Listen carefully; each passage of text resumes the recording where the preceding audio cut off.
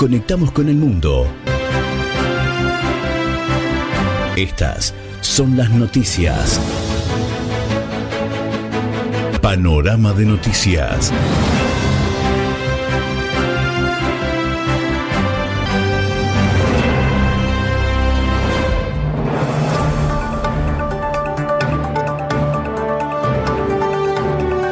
Bienvenidos. Quien les habla, Mario Gutiérrez.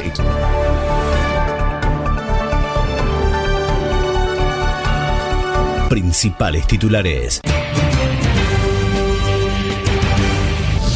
Nacionales. La inflación de abril fue del 2,6% y bajó luego de 10 meses en ascenso. La inflación del mes de abril fue del 2,6% y mostró una desaceleración del 0,8 puntos porcentuales respecto al 3,4% registrado en marzo, según informó el día jueves el Instituto Nacional de Estadísticas y Censos INDEC. De esta manera, el índice de precios al consumidor, IPC, interrumpió su tendencia de 10 meses consecutivos de aceleración. La inflación de abril fue de 2,6%, la inflación interanual de 32,4%. Estos son los datos de esta jornada. Quiero que andemos justamente en lo que ha sido el mapa desde mayo de 2025 hasta abril. Para 2025 en mayo fue de 1,5%, ha ido de hecho en ascenso y fíjense el punto más alto lo vivimos en marzo, 3,4%, y en abril cae en 2,6%, todavía es un punto alto en comparación al 1,5%, 1,6% o 1,9% inclusive, que en otros meses como mayo, junio, julio del año pasado se vivieron. El índice de precios al consumidor volvió a registrar una desaceleración tras fueron 10 meses consecutivos, a ver, saquen la cuenta allí, 10 meses consecutivos al alza que muestran las mediciones de las consultoras para mayo. Reitero, 2,6% según el Instituto Nacional de Estadística y Censos, un dato que implicó efectivamente una desaceleración de 0,8 puntos porcentuales respecto al 3,4% de marzo. El nuevo registro del índice de precios al consumidor implicó una variación interanual del 32,4% y ubicó el acumulado del año en 12,3%. En el desglose por categorías, los precios regulados registraron la mayor suba con un 4,7% impulsados por los ajustes en transporte y electricidad. Se ubicó el IPC núcleo que subió 2,3% principalmente por incrementos en alquileres, servicios asociados a la vivienda y gastos en restaurantes y comidas fuera del hogar. Según informó el INDEC, los precios estacionales no mostraron variación, ya que los aumentos asociados a la indumentaria por cambio de temporada se vieron equilibrados por bajas en los valores de turismo y frutas también. Transporte encabezó los aumentos del mes con una suba de 4,4% impulsada por el alza del combustible. La educación, por su parte, ocupó el segundo lugar con un incremento del 4,2%, alimentos y bebidas no alcohólicas 1,5%, recreación y cultura 1,0%, presentaron menores variaciones a nivel nacional en abril del 2026. Buenos Aires. Milei sobre la inflación. El único dato que nos trae alivio es que sea cero. El presidente Javier Milei destacó el día jueves la desaceleración de la inflación registrada en el mes de abril, luego de que el INDEC informara una suba del 2,6% en el índice de precios al consumidor, aunque aclaró que el gobierno solo considera cumplido el objetivo cuando el indicador llegue a cero. El único dato que nos trae alivio es que sea cero. Hasta que eso no pase, la lucha contra la inflación no está terminada, afirmó el mandatario. En la misma línea, Milei sostuvo que tanto él como el ministro de Economía, Luis Caputo, mantienen una postura inflexible frente a la suba de los precios. Tanto Toto Caputo como yo odiamos la inflación. El mandatario también atribuyó la aceleración inflacionaria registrada durante el segundo semestre del 2025 a factores políticos y a maniobras especulativas contra el peso. Bajo su mirada, existió un ataque especulativo sobre la moneda, impulsado por sectores políticos que intentaron romper el programa económico. En ese contexto, cuestionó además al Congreso Nacional. El Congreso sancionó más de 40 leyes buscando romper el equilibrio fiscal. Santa Fe. El gobernador Cornejo en Rosario defendió el ajuste fiscal, pero advirtió por la situación de las pymes. El gobernador de Mendoza, Alfredo Cornejo, aseguró que la Argentina atraviesa un proceso complejo de transformación económica y advirtió que las dificultades que enfrentan las pequeñas y medianas empresas en el actual contexto. Mendoza. Ciberestafas cada vez más sofisticadas, consejos para evitar caer en la trampa. El ciberdelito en la Argentina ha experimentado un crecimiento exponencial, manifestándose tanto en delitos tradicionales cometidos a través de los medios digitales como en ataques estrictamente informáticos. Bárbara Peñalosa, abogada mendocina y especialista en derechos informáticos, expresó que esta maniobra incluye desde el acceso indebido a base de datos hasta la preparación de malware o software diseñados intencionalmente para dañar, espiar o robar información en dispositivos y redes sin consentimiento. Bueno, el ciberdelito puede estar dado por los delitos tradicionales que conocemos, están tipificados en el Código Penal, pero que son realizados o efectuados a través de medios digitales o valiéndose de medios digitales, o delitos estrictamente que se llaman informáticos, como es un acceso indebido, por ejemplo, a una base de datos, por dar un ejemplo, o una ciberestafa, o el daño cometido por infectar un sistema informático con un malware, un virus. Esos son formas de delitos informáticos estrictamente, digamos.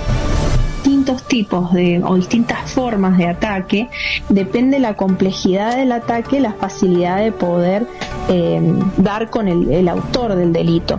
Por ejemplo, en los delitos que se conocen como ransomware, que es un ataque masivo a un sistema informático a través del uso de algún malware, se ocasiona un daño en ese sistema, y el ransomware lo que busca es encriptar la información del sistema, evitar que el titular de esa información acceda a la misma, y se efectúa una extorsión al titular le dicen, bueno, si usted quiere que le desencriptemos esta información, tiene que pagar tantas criptomonedas. Así a grandes rasgos es ese delito. Ese delito en ocasiones es difícil de detectar, pero no es que sea un delito que sufre el común de la gente.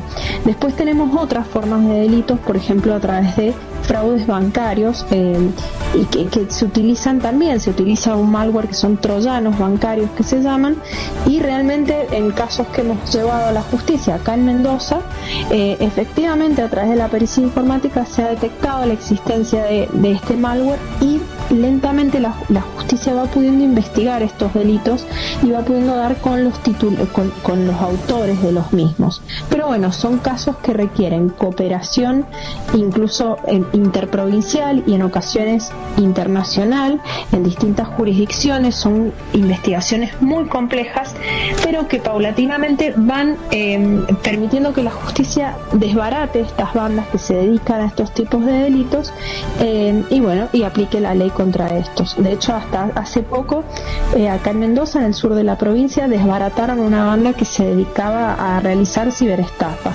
Pero como digo, no son fáciles de detectar, sino que llevan investigaciones que son muy complejas. Se ha detectado que en ocasiones esos virus ingresan por ventanitas, digamos, que tienen abiertas los sistemas, y a veces el usuario no se da cuenta siquiera que ingresó. Pero también es cierto que es común que esos virus o malware vengan pegados, por así decirlo, en alguna imagen, en algún documento PDF que yo recibo por mensaje o por correo electrónico, y al descargar, o sea, al abrir el documento, yo lo estoy descargando en el dispositivo desde donde lo estoy viendo, y ahí suelen descargarse estos programas maliciosos que quedan latentes en la máquina. No necesariamente en el momento que yo lo descargo va a cometer el daño, sino que quedan latentes. En el caso de los troyanos bancarios, quedan allí en el dispositivo, persiguiendo la información, acumulando la información o robándose la información, hasta que un evento hace que ese virus actúe, por ejemplo, ante el ingreso a una cuenta bancaria, ¿sí? Entonces se registra que se ingresó a la cuenta bancaria, y ahí el delincuente que maneja ese virus lo activa, Y por ejemplo ahí tenemos estos troyanos bancarios que hacen que la víctima del delito pierda totalmente el control del dispositivo. El control lo tiene quien maneja ese software malicioso, y hace que se efectúen transferencias bancarias en cuestión de segundos, inclusive en el mismo segundo hemos detectado que se realizan y se vacían las cuentas, por ejemplo. Córdoba. Habló el diputado de Tesla. Tengo derecho a comprarme el auto que me gusta. La visita del diputado nacional Manuel Quintar al Congreso Internacional de Salud que se desarrolló en Córdoba quedó atravesada por una polémica ajena al ámbito sanitario. La repercusión que generó la compra de Tesla Cybertruck, una camioneta eléctrica valuada alrededor de $200.000 y que en los últimos días fue noticia por haber ingresado al Congreso sin patente. Y aquí ha llegado el diputado Manuel Quintar, que ha trascendido en las últimas horas por haber llegado al Congreso con una Tesla Cybertruck. Diputado, ¿cómo te va? Bueno, un revuelo bastante grande con todo esto. Sí, se movió un poquito, parece. Bueno, ¿por qué la compra de un vehículo de estas características? ¿Por qué no la industria nacional? La primera pregunta que le puedo hacer. Y porque me gusta, sencillamente. Creo que después de 21 años de laburo en el sector privado, uno tiene el derecho de comprarse el vehículo que le guste, más allá de que sé que hay muchos que no le gusta la forma de la camioneta, o muchos que no le gustan si es eléctrica o es a combustible. La verdad que creo que es parte de la batalla cultural que uno tiene que dar, decir, che, si uno tiene la plata en blanco, uno trabajó mucho tiempo, se la ganó con mucho esfuerzo, después de 4 generaciones de laburo, ¿por qué no uno puede comprarse lo que a uno le gusta, no? Quintar, ¿cómo le ingresó al país? ¿Qué impuestos pagó? ¿Medianamente cuánto salió esto? Bueno, ahora con la nueva normativa de importación de autos particulares, una persona se puede traer un vehículo desde afuera, el requisito es comprarlo, por supuesto, traerlo bien en barco en este caso, llegó al puerto de Buenos Aires, se pagan los impuestos, se retira, se va a un taller de BTV donde se le hace una especie de BTV, valga la redundancia, en donde se emite después, posteriormente de unos días, el certificado de seguridad vehicular, dice que el vehículo cumple todas las normas de seguridad y de ahí se puede registrar en el registro de la propiedad automotor. ¿Monto aproximado? La pagué $126.000 en Estados Unidos y bueno, después, como escuchaba recién en otra nota, aproximadamente el precio total sería de $200.000 en total, porque pagás ingreso bruto, pagás IVA, pagás ganancia y pagás tasa de estadística, algunas cosas más, que bueno, no soy contador, pero eso me liquidó el despachante de aduana, pero bueno, esa parte de impuestos después se recupera, se degrava de impuestos en la declaración jurada 2026, ¿no? Así que bueno, el número final real, efectivamente pagué casi $200.000, pero después se recupera una parte. En un contexto económico tan complejo, un vehículo de estas características, ostentoso, caro, tal vez no es la imagen incorrecta que están dando desde La Libertad Avanza. La imagen incorrecta sería si en mi caso personal, como te digo, yo no ando en vehículos que pasen desapercibidos habitualmente, tengo mis autos de toda la vida, fui cambiando siempre autos de alta gama, digamos, porque la verdad que me siento seguro, me gustan los vehículos y quiero que mi familia ande en el mejor vehículo que yo pueda comprar, ¿no? Sería incoherente andar en un vehículo de una gama de que no lo ando habitualmente, es lo que estamos acostumbrados los argentinos, que la escondan, que jueguen a hacerse los pobres cuando realmente tienen un patrimonio muy grande. La verdad que creo que es parte de la batalla cultural, decir, che, yo soy esto, tengo esto, de aquí viene, y me parece que obviamente, y no tiene nada que ver con la empatía o no, de que sé que la gente la está pasando mal, de hecho estamos trabajando muchísimo, de hecho no he abandonado, sino puse en pausa mi vida privada, mi vida familiar para trabajar por un país mejor y obviamente que conozco la realidad del grueso de la gente, de hecho el 6% está bajando la inflación nuevamente. Bueno, ese es el aporte que yo puedo hacer para mejorarle la calidad de vida a los argentinos, no esconder mi patrimonio. Tierra del Fuego, Antártida e islas del Atlántico Sur. Trabajadores de la salud en Tierra del Fuego rechazaron propuesta salarial del gobierno. Trabajadores de la salud en Tierra del Fuego rechazaron la propuesta salarial del gobierno y denunciaron falta de insumos en los hospitales de la provincia. Claudia Echepares, secretaria general de ATSA y dirigente de la CGT, calificó la insuficiente oferta del gobierno y exigió reconocimiento de meses adeudados. Nosotros estamos pidiendo para el sector de sanidad que se nos reconozca el 10% del mes de enero, febrero, marzo y abril, y ellos nos propusieron y ver después lo que corresponde junio, mayo y junio, ¿no? Que ellos hablan de junio el 3,5 y 4,5 para julio, que sería para agosto, pero lo pagarían con boleta complementaria. Santa Fe. Caso Benjamín Ezerra. Hallaron cuerpo en Monte de Celulosa y hay un menor demorado. En la noche de este jueves se recrudeció la consternación de la desaparición de Benjamín Ezerra, el joven de 19 años buscado intensamente en la zona de Granaderos Baigorria, cuando fue encontrado un cuerpo sin vida en el área del Monte de Celulosa. Según informaciones policiales preliminares, un llamado ingresó a la central de emergencia 911, alertando sobre la posible presencia de un cuerpo en el sector mencionado. Personal policial se dirigió al lugar y constató la situación, dando inmediato aviso a la fiscalía. Fuentes oficiales indicaron de que por el hecho, un menor de edad fue aprehendido y trasladado a la sede policial mientras continúan las medidas investigativas para determinar las circunstancias del caso. Si bien el hallazgo se produjo en el marco del operativo de búsqueda del joven desaparecido, las autoridades no confirmaron oficialmente la identidad del cuerpo encontrado, por lo que se aguardan pericias forenses para su eventual identificación. De regulación y entrega voluntaria de armas hasta el 2027. El Senado convirtió en ley un proyecto votado en el año 2024 en la Cámara de Diputados para regularizar la tendencia de armas de fuego y programas nacional de entrega voluntaria de armas y municiones para su destrucción. El proyecto del gobierno se aprobó en general con 40 votos a favor contra 26 en contra y solo se votó por unanimidad el artículo referido a la prórroga del plan de entrega de armas. El debate fue abierto por la presidenta de la Comisión de Seguridad Interior y Narcotráfico, Carolina Lozada, quien dijo que este proyecto prorroga la entrega voluntaria de armas de fuego, se puede hacer de manera anónima, tiene un incentivo económico y quien la entrega no tiene sanción para entregar un arma de fuego no registrada. En el cierre, la jefa del bloque de la Libertad Avanza, Patricia Bullrich, dijo que con este plan de regulación de armas de fuego se busca una lógica de responsabilidad y que haya una fuerte regulación de las armas a través de los sistemas digitales. Armas que hoy son más peligrosas porque no existe ninguna trazabilidad sobre ellas. Nacionales. Acuerdo entre Mercado Libre y Aerolíneas Argentinas para entregas en la Patagonia. Mercado Libre dio un paso estratégico en la transformación del comercio electrónico en Argentina, al incorporar por primera vez, a partir de un acuerdo con Aerolíneas Argentinas, el transporte aéreo dentro de la red logística local. La iniciativa apunta directamente a uno de los principales desafíos del sector, la distribución en zonas alejadas, especialmente en la Patagonia, donde históricamente los tiempos de entrega fueron más extensos que en el resto del país. Con este nuevo esquema, la compañía promete envíos de hasta 48 horas con destinos claves en el sur argentino como Ushuaia, San Carlos de Bariloche, Neuquén y Trelew, redefiniendo los estándares logísticos, una región caracterizada por sus dificultades geográficas y de conectividad. La nueva operación aérea permitirá trasladar entre 15.000 y 16.000 paquetes diarios, con 5 frecuencias semanales, consolidando un esquema de distribución más ágil y eficiente.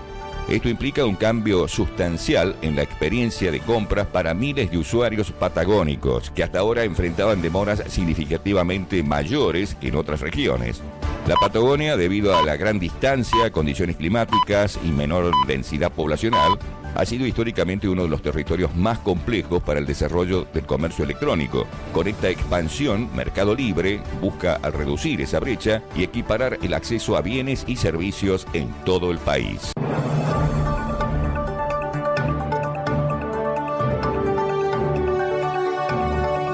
Llegamos al final.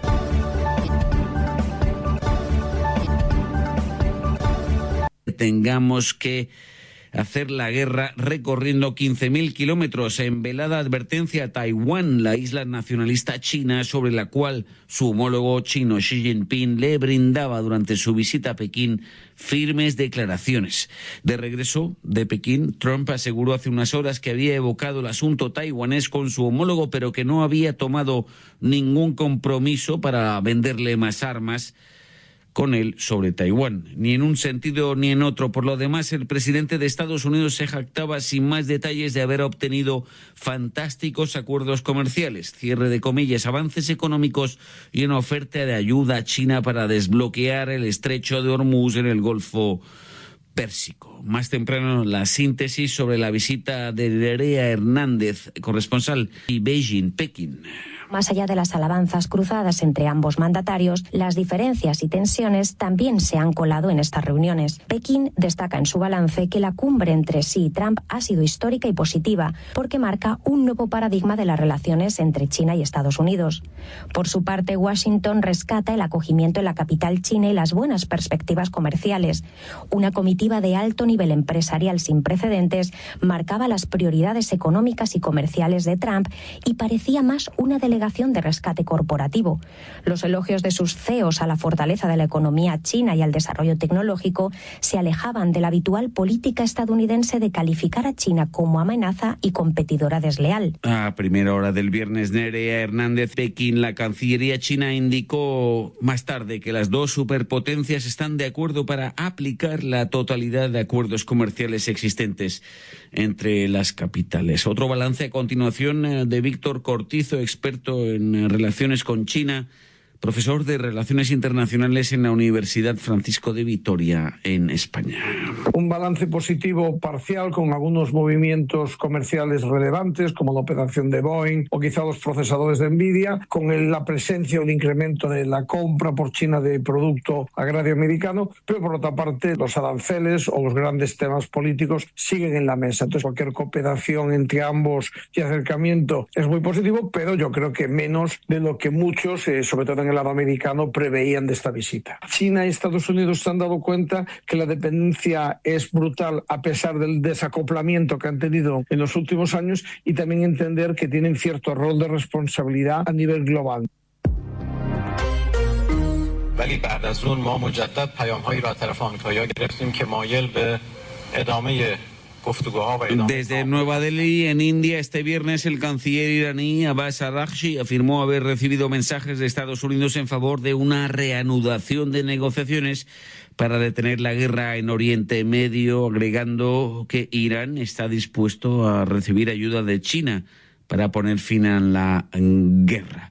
También adelantó que la República Islámica está dejando pasar más navíos de países no beligerantes por el estrecho de Hormuz, entre los cuales varios con pabellón chino, aunque describió la situación en la estratégica vía navegable mundial como muy complicada. Al respecto, Pekín reclamó un cese el fuego durable en la zona y la reapertura del estrecho cuanto antes, cierre de comillas. El secretario general de la Organización Marítima Internacional de la ONU, Arsenio Domínguez, atendía hoy la consulta de RFI. Ya que no tenemos seguridad de que los buques no van a ser atacados, es mejor no poner a la gente del mar en estos riesgos o en peligro. Eso significa que es muy reducido, si acaso existe, cualquier tránsito diario de buques. Ahora mismo es difícil inclusive corroborar los tránsitos que tenemos, ya que las naves, por seguridad, si intentan cruzar el estrecho de Hormuz, apagan los sistemas de comunicaciones. En los últimos días han sido muy pocas o casi ninguna las que atraviesan. Por supuesto, sigo haciendo un llamado para que estos tránsitos no se lleven a cabo a menos que existan situaciones de seguridad muy bien establecidas, ya que tenemos un doble bloqueo. Al del estrecho de Hormuz, en efecto, por Irán se suma el de los puertos iraníes por parte de la Marina de Guerra de Estados Unidos, US Navy, hasta la frontera con Pakistán, ya en el Golfo Omar de Omán. Tras lanzar órdenes de evacuación contra 5 localidades, Israel llevaba a cabo nuevos bombardeos en la región de Tiro, en el sur del Líbano, este viernes contra presuntos objetivos del movimiento pro-iraní Hezbollah. El primer ministro israelí Netanyahu reivindicó el ejército israelí, mejor dicho, haber eliminado a 200 de sus 220 combatientes de esa milicia pro-iraní libanesa, el Hezbollah, en la pasada semana.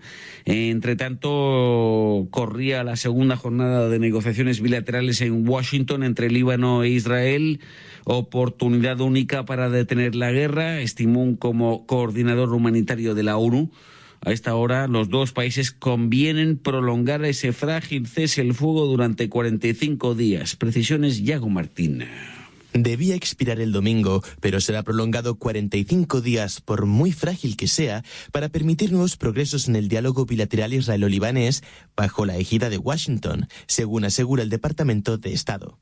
Un nuevo ciclo de discusiones tendrá lugar los 2 y 3 de junio, siempre bajo la égida de Estados Unidos, tras varias reuniones en el Pentágono entre delegaciones militares. El primer ministro libanés, Nawaf Salam, declaró este viernes que la extensión de la tregua abre la vía a una estabilidad duradera y denunció que bastantes guerras irresponsables en nombre de intereses irresponsables, dijo, han llevado a su país a la situación en la que está.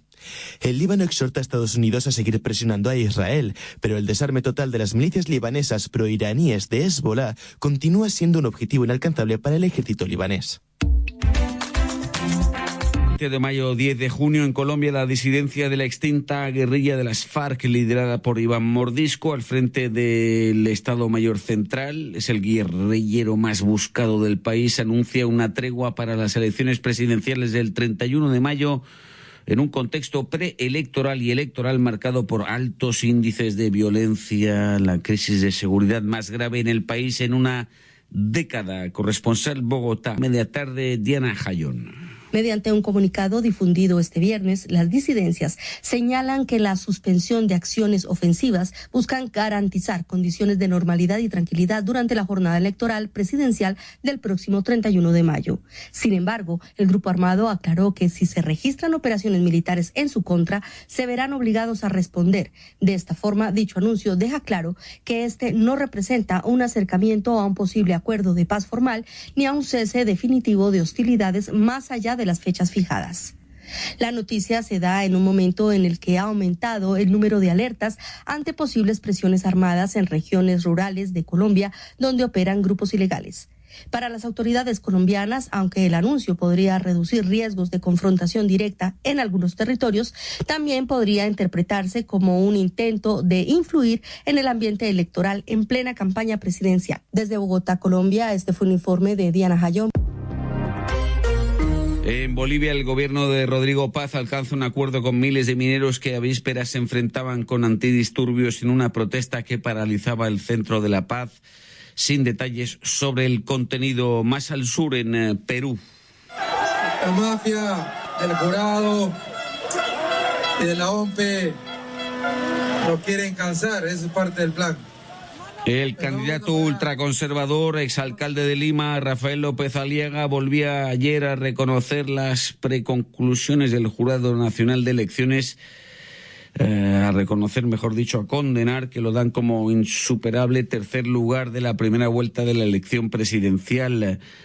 Proclamación oficial del resultado de la primera vuelta de cara al balotaje final el 7 de junio, este domingo 17, entre Sánchez y Fujimori. La democracia significa aceptar los resultados. Yo creo que mal le hace a la democracia y al espíritu democrático no reconocer los resultados. El congresista Roberto Sánchez, que se medirá el primer domingo de junio con Keiko Fujimori en su cuarta candidatura y con una distancia por 5 puntos sobre su rival tras esta casilla definitiva primera vuelta.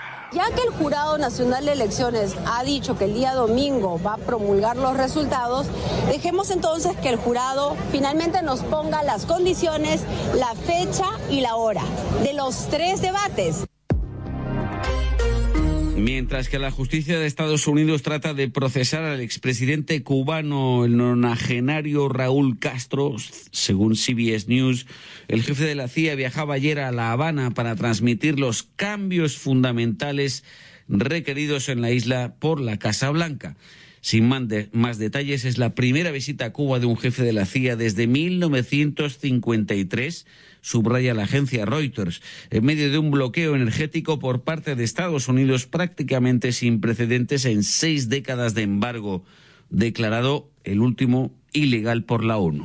The most vulnerable people, the children, older people, pregnant women. Mi llamado es sencillo: la ayuda humanitaria debe llegar cuanto antes, cuanto más dure este bloqueo mayor será la vulnerabilidad. Intervino hoy una alta responsable de la OMS, Edem Wosornu, del área de respuesta de esa entidad a las crisis humanitarias. José Daniel Ferrer, histórico disidente exfiltrado en octubre pasado, enviado al exilio de Florida, hoy de gira por Europa, afirmaba hoy desde Estocolmo lo siguiente: solo puede llegar la democracia a Cuba de la mano de Estados Unidos. Recientemente acaba de publicarse una encuesta donde se dice que más del 90% de la población está pidiendo que Cuba cambie, que Cuba se democratice. La población opta por irse del país o por desear que Estados Unidos intervenga y ponga fin al alto mando del régimen comunista. La inmensa mayoría sueñan, desean que Cuba se libere, se democratice, que la tiranía termine y que el hambre, la miseria, los apagones concluyan. De gira por Europa, José Daniel Ferrer, el histórico disidente cubano. Seguimos, Colombia. Enfoque. Donde la disidencia de las FARC, Estado Mayor Central, anuncia un alto el fuego a 15 días de la presidencial, del 20 de mayo al 10 de junio. Enfoque, entrevista a cargo a continuación de Santiago Yago Martín. La violencia armada es uno de los principales temas de las elecciones presidenciales del 31 de mayo en Colombia. Según la Unidad para la Atención y Reparación Integral a las Víctimas, en 2025 el impacto humanitario de los conflictos armados siguió siendo crítico, provocando cientos de miles de desplazados en todo el país. En medio de esta crisis, el guerrillero más buscado de Colombia y líder de la disidencia de las extintas FARC, Iván Mordisco, anunció un cese al fuego para, textualmente, brindar las condiciones de tranquilidad suficientes para que el pueblo colombiano asista masivamente a las urnas, un motivo que Leonardo González, director de Indepaz, pone en duda. Lo que hoy se entiende como este alto al fuego, entre otras cosas, puede ser el movimiento que tiene en estos momentos Mordisco por el departamento del Cauca. Mordisco ha estado muy golpeado hacia la zona del Guaviare, incluso se dice que está herido y que se ha estado resguardando al otro lado del país, en el departamento del Cauca. Entonces es una especie de distractor para una tregua. Según datos de Cruz Roja Colombia, más de 250.000 personas abandonaron sus hogares por culpa de la violencia armada y al menos 965 personas fueron heridas o fallecieron a causa de artefactos explosivos. Para González, esta tregua supone un respiro para algunas regiones, pero no significa que la población esté a salvo durante las elecciones. Aquí la principal afectación que tiene la población civil en cuanto a elecciones es la pérdida de libertad para elegir por quien ellos quieran votar. En las anteriores elecciones, en diferentes zonas se ha presentado la denuncia de cómo son obligados a votar por determinado candidato, y eso es lo que hoy está en juego, está en riesgo, y es que no sean libres las elecciones, no que no haya elecciones, sino que no haya libertad para elegir por parte de los votantes. El director de Indepaz también recalca que este es un cese al fuego contra la fuerza pública y no contra las disputas territoriales entre guerrillas. En la costa norte hay conflictos territoriales entre los gaitanistas y los de la Sierra Nevada. En Antioquia, los de las disidencias contra los gaitanistas y el ELN.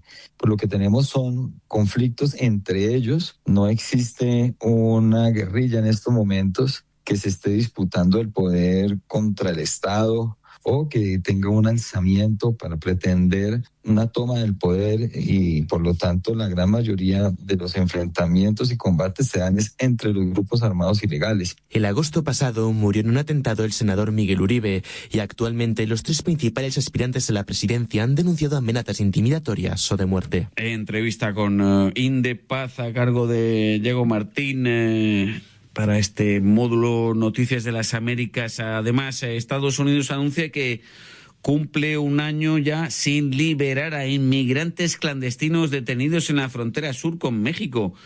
Y en el extremo sur del hemisferio, el gobierno del ultraderechista José Antonio Castro trata de obligar a centros médicos a que entreguen datos confidenciales de migrantes irregulares al borde de la expulsión. Hasta aquí, en resumen diario de noticias.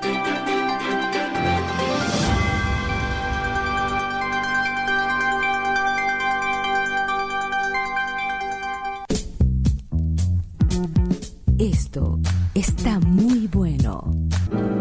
Estás escuchando Radio Boom